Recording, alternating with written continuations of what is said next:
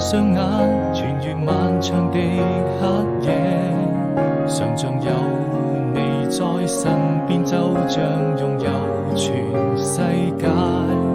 也許我們已經忘了時間，距離很遙遠。答應我，你一定要好好珍惜眼前，人藏最深的思念。分開以後不需再見，每一天都是人片。那些愛過的人依然會出現。